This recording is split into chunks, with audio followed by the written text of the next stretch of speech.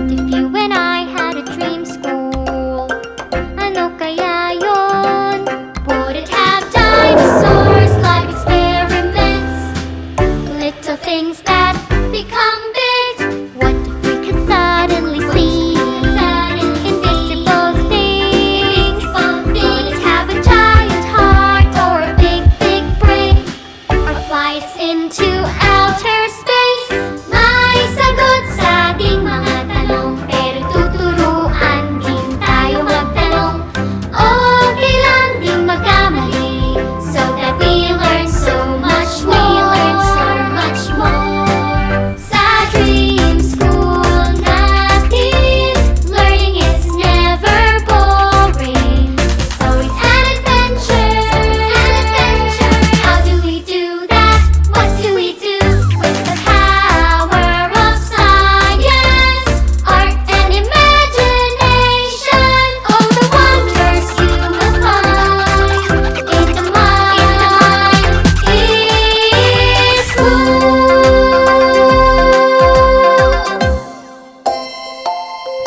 Welcome to Mind School! where we jump into the coolest learning adventures powered by science and art. Step into amazing portals with us. Where extraordinary, weird, and mind-blowing connections Come to life!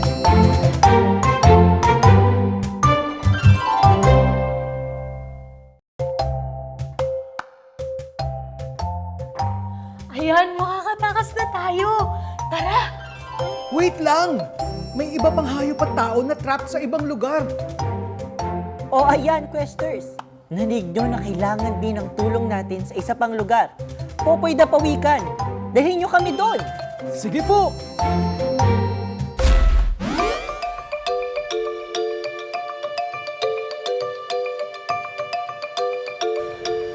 Sa wakas! Nakatakas na tayo! Bakit tayo nasa barko? At bakit may mga nakakulong pa rin? I wonder what else is missing. Di ba we completed all 6 sukat ng kalikasan ng SNKs? Sandali lang. Ngayon na nabuo nyo na ang 6 na SNKs, panahon na para gamitin nyo sila para pakawalan ang iba pang species. Pero, Popoy, paano naman namin yun gagawin? Tingin kayo sa paligid. Ano ang pagkakapareho ng mga species na hindi pa nakalaya? Alam ko na! Lahat sila nakatira sa tubig, pero some of them live in marine waters while other live in fresh water. Tama ka dyan, Fisher! Kung gusto natin pakawalan ang kaibigan nating trap dito sa barko, kailangan natin malaman ang kanilang tamang habitat. Oh, I think my mind blower can help with that. Let me check. Oh, it says here that Tawilis is only found in the fresh waters of Taal Lake. Ang mga pawikan naman, they live in the sea. Kagaya ko, sa dagat ako nakatira. Kung yung tawilis sa Taal Lake lang mahanap, edi that's sukat number 1. Hindi ba siya under sukat number 2, Fisher? Hey, Megan, sukat number 1 talaga. Guys, I think it's both. Kasi bawat sukat ng kalikasan ay interconnected. Oh, and by the way, my mind blower also told me that the Tawilis population has been going down. Kaya dapat talagang may mga panahon na pinapahinto muna ang paghuli dito. Kapag walang regulation, talagang mawawala ang tawilis sa buhay natin. That sounds like it falls under sukat number 3. Kasama sa pagsukat at pag-prioritize sa mga threatened ecosystems ang mga rare species na nakatira dito. Bakit hindi natin samahan silang Popoy Pawikan at Tawilis sa kanilang mga tirahan to see the current situations of their habitats? G, Manong G! Uy! Saan yung dadalhin yan? Ihahatid po namin si Popoy pabalik sa dagat, kuya. Oo nga pala. Kasama lang yun sa mga nahuli namin. Bibenta ko nga rin sana. Marami naman laman dagat. Hindi naman mauubos yan. Gusto niyo bang sumama sa amin para makita ang epekto ng mga ginagawa natin sa mga lamang dagat? Oo ba? Wow! Ang daming isda! Corals! At kung ano-ano pa! Ang dami talagang buhay na matatagpuan sa dagat, no? Di ba kasama ito sa sukat number 1? Isa lang ako sa samot-saring buhay sa dagat. Pero mabilis nang nauubos sa mga kauri ko. Ha? Bakit naman kayo nauubos? Parang ang dami nyo naman. Maliban kasi sa paghuli at pagbebenta sa amin, nawawalan na kami ng mga tirahan. Dahil din sa mga tuluyang pagsira sa coral reef at pag-init ng dagat, mas lalo kaming nahihirapang maghanap ng pagkain at maghanap ng pangingitlugan namin sa lupa. Nahihirapan na kaming mabuhay at dumami. At hindi lang sa dami nasusukat ang halaga ng isang species. Malaki rin ang papel ng pawikan sa pag-regulate ng dami ng ibang labang dagat at kalagayan ng kanilang ecosystem. Maraming hitchhikers ang pawikan ng marine creatures tulad ng small crustaceans, remoras, algae at diatoms. Dahil ang galing ng pawikan lumangoy ng napakalayong distansya, ginagamit din sila ng ibang mga isda na parang shield sa ibang mga predators. Uy, sukat number 3 yan, Manong G. Dahil sa ginagawa nating mga tao, nanganganib ang mga bagay na sinusukat ng sukat number 1 and number 2. At dahil sa papel na ginagampanan ng mga pawikan sa ecosystem, kapag nabawasan sila, maaapektuhan din ang dami ng mga isdang pinagkukunan ng pagkain at pangkabuhayan. Ako, pasensya ka na po kay pawikan ha, at hinuli ka namin. Ngayon, alam ko na may papel pala kayo sa pagpapanatili ng ecosystem para magtuloy-tuloy ang biyaya ng dagat. Salamat po sa pagpapalaya sa akin. Masaya ako na alam nyo na ang halaga namin at ng tirahan namin. Uy, tingnan nyo oh. Nagdugtong-dugtong na yung mga pieces. Balik na tayo para makwento ko to sa mga kasamahan ko. Uy, Fisher, look! Nasa taal na tayo! And look, may mga isda rin to. Ay kuya, ano po yung huli ninyo today? Ito, marami tayong tilapia, maliputo, at saka tawilis. Hindi po ba bawal this month ang paghuli ng tawilis? Nako, oo nga. Pero wag na lang kayo maingay ito kasi ang mabenta sa mga restaurant at turista dito. Mag-isa lang naman ako nanguhuli at madami naman silang mga itlog at sigurado akong mabilis naman sila magparami. Kung hindi naman ako mangingisda, wala akong kikitain. Uy, tumutunog yung mind blower ko. Uy, sabi daw dito, noong 2019 lang napabilang ang tawilis sa listahan ng endangered species. At dahil daw ito sa sobra-sobrang pangingisda natin. Ibig sabihin ba nun, maaaring maubos at mawala ang mga isda to sa lugar namin? At dito lang po sa inyo makikita ang tawilis. Kaya kapag nawala sila dito, wala na rin sila in the whole world. Naku, ayoko namang tuluyang maubos sa mga tawilis. Hindi na Taal Lake ang lugar na to kung wala ang tawilis. Siguro mag-focus na lang ako sa ibang isda na pwedeng pulihin. Ilang buwan lang noon, pinagbabawal ang paghuli sa mga tawilis. Fisher, that's sukat number 5. The Taal Lake provides livelihood for the community. My mind blower is showing me that this place is also known for the Tawilis Festival. Kaya sayang kung mawawala ng tuluyan ng mga tawilis. Konektado din pala yung tawilis sa kultura ng lugar na to, no? That's sukat number 6. May iba pa kayong SNK na magagamit dito?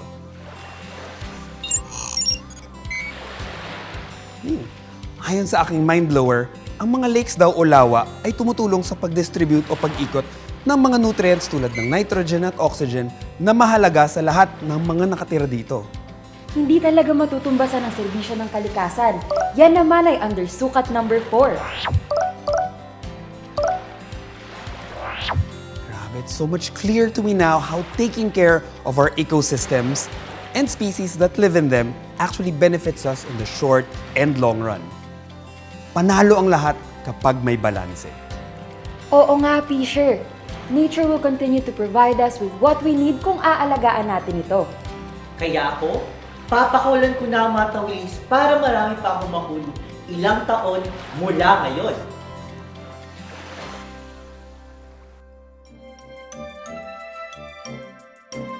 Uy! Hi, Mikey! Magkakasama na ulit tayo. Ang dami nating natutunan, no? Tama ka dyan, Megan. Natutunan ko with Manong G na ang mga species at kanilang ecosystems ay konektado. Species, kasama na tayong mga tao, contribute to the upkeep and health of the ecosystem. Kabalik nito, ang mga ecosystem ay nagbibigay ng space para tayo at iba pang uri ng buhay ay manatiling buhay. Yan din ang na-realize namin. Ang health ng isang ecosystem ay connected sa livelihood ng mga taong nakatira dito at sa kanilang cultural identity. But I think the connection is not linear. The pieces come together like a mosaic. Parang puzzle. Oo nga, no sukat stands alone. Species exist within an ecosystem and not outside of it. All these measures are related and are essential. And the total value of nature is more than the sum of all the values galing sa mga sukat ng kalikasan.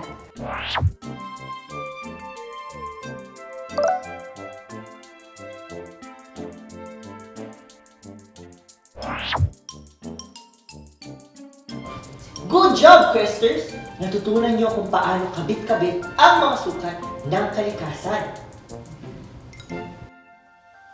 Nakaka-frustrate naman to. Frustrated ka? Lalo na ako. I'm trapped here too.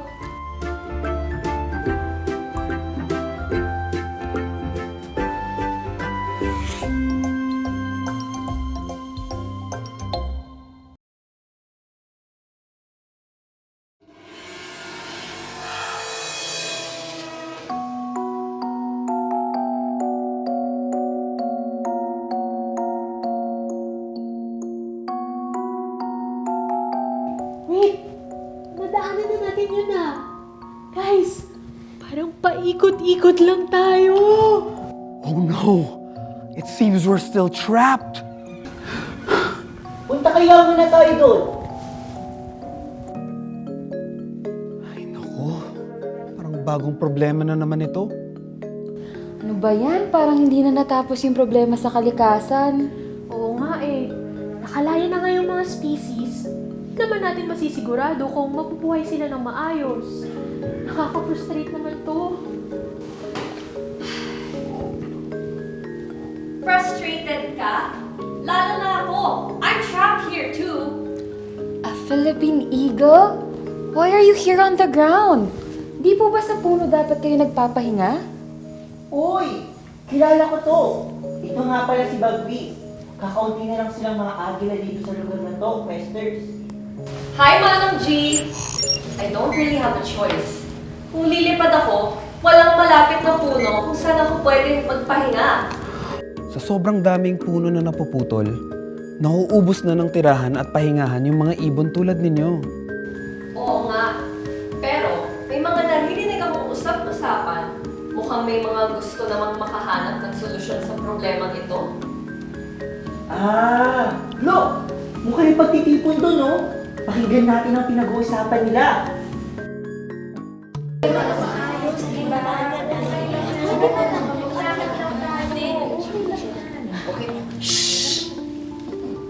Halos wala na nga po tayong makikitang puno kahit maglakad pa tayo ng malayo. Eh nako, there's too much deforestation here. At patag na yung gubat, oh. Ibig ba sabihin kaunti na lang yung mahanap na pagkain dito? Tama ka dyan, Fisher.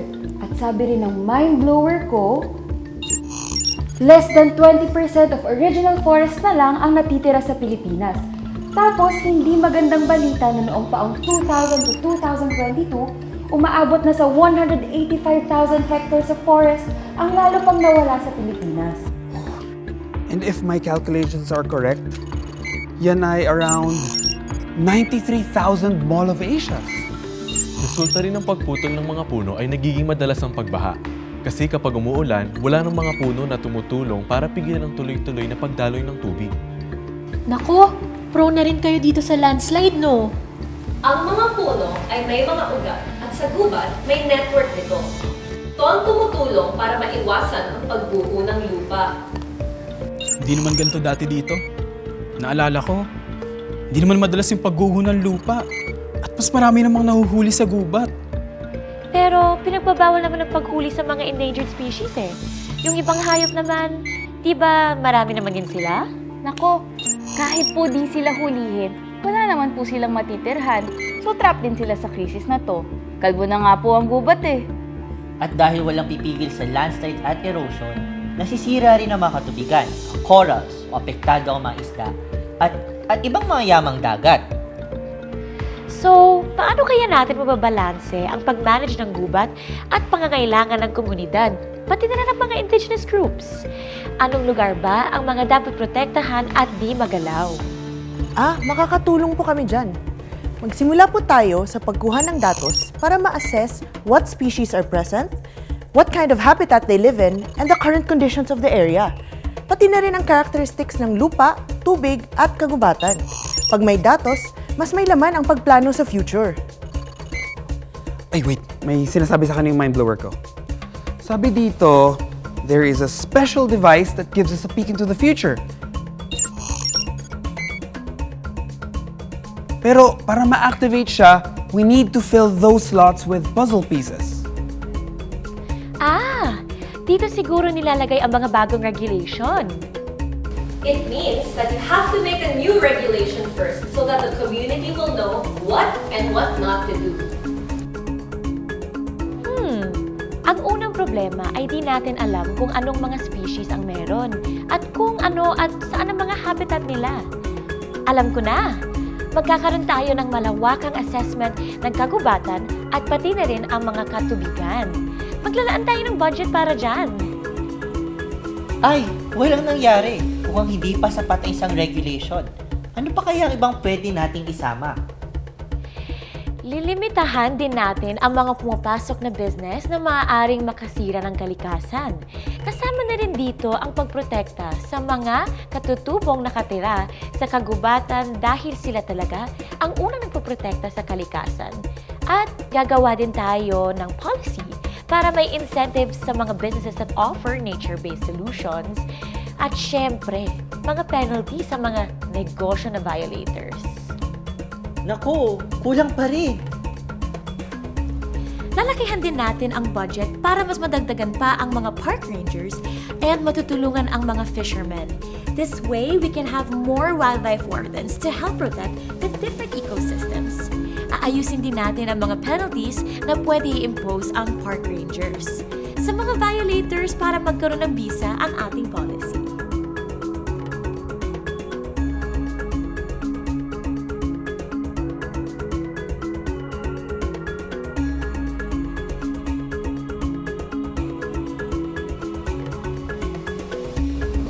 The device is starting to activate. Uy, ang galing! Asan kaya yung next puzzle? Oh, mukhang na kay Inspector. Is that a phone? Ibig sabihin siguro nito, tumawag na ako sa HQ para masimulan ng fieldwork para sa assessment. Kasama ang mga kapwa ko scientist. Maghahanda na rin kami ng wildlife hotspot maps, pati habitat maps. Gagawin din namin available para sa lahat. Nako, pwede niyo po bang ibahagi sa amin yan? Para alam namin kung saan kami magde-deploy ng mga iba pang park rangers. Ayos ba yun, Bagwis? Di na lang ako magbabantay sa tirahan nyo. Ito na ang susunod na token piece.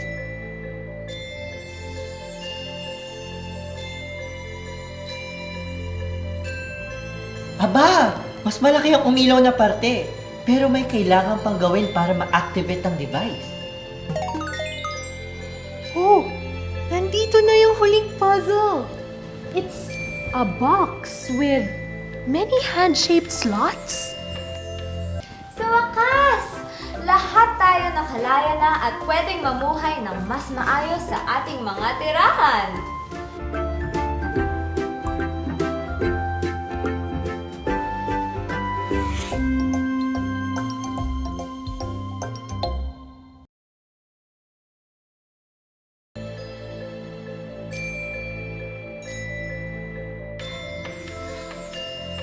Ang lahat ng effort na yan ay magaganda. But the community has to help too. Sila din naman ang tunay na simula ng malaking pagbabago. Mag-volunteer po kami sa team ng Park Rangers at susunod po kami sa mga bagong regulations. Tutulong kami sa pagtatanim ng mga puno at halaman na pangkagubatan at sisiguraduhin namin na mabubuhay sila. Makikipagtulungan din kami sa LGU para magkaroon pa ng green spaces. Magre-report kami agad kung sakali may makita kaming mga illegal na nanghuhuli ng mga lamang dagat, pati na kung may mga nasugatan na hayop. Magkukonsulta rin ako sa grupo ni na scientist para malaman ko kung anong mga lugar ang dapat iwasan sa expansion para din wala nang maapektuhang wildlife. Tama si Bagwis. We can't solve the biodiversity crisis by ourselves. We need help. We all need to help.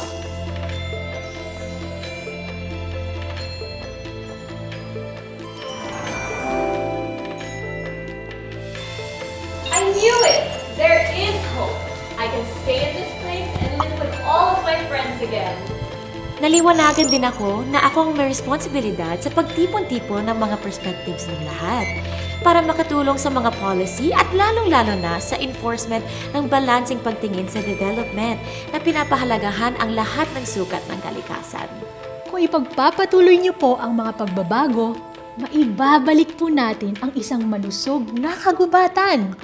At sana darating din ang araw kung kailan magkakaroon ng harmony at balanse sa ecosystem. At kailangan lang talaga magtulungan tayong lahat.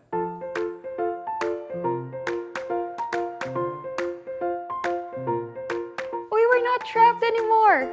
Look, the warehouse is empty now. And the boat doesn't look so sad and dreary any longer. Tapos, narinig di ba yun? Oo nga, Peter. The forest is no longer silent. Congratulations, Questers! Naka-escape kayo sa crisis! Sa wakas! Lahat tayo nakalaya na at pwedeng mamuhay ng mas maayos sa ating mga tirahan. Malaya na akong makakalipad! Nahanap na natin ang mga dapat gawin para hindi na tayo trap sa biodiversity crisis.